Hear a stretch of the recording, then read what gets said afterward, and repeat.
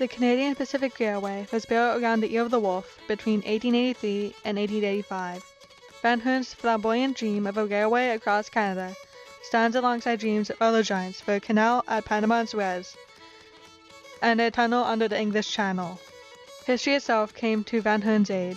The Gael Rebellion challenged the authority of Ottawa. John A. Macdonald wanted his troops in the West fast.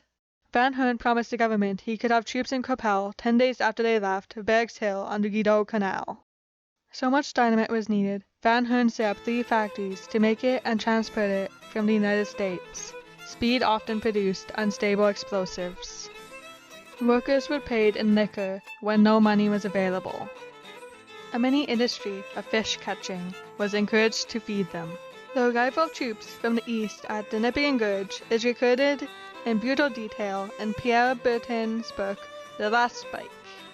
There was one final gap yet to come, most terrible of all, the short march over the ice from Nipigon to Red Rock, no more than 10 miles, but it took them 6 hours to cover it, moving through slush up to the knees. Now and then a man would tumble exhausted into the slush and lie immovable. When they reached Red Rock, the men were like zombies, in ice water ankle deep, waiting for the trains, tumbling onto the cars and sleeping where they fell. Van Hoon has kept his promise. The first troops were in Qu'Appelle 9 days after leaving Toronto. By the time the troops were homeward bound, there was a bridge over the Nipigon Gorge.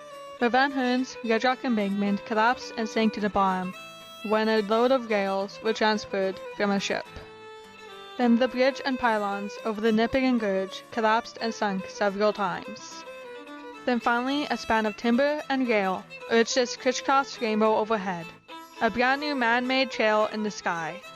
The final link-up of the 2 sections of rail occurred at the Nipigon Gorge in 1885.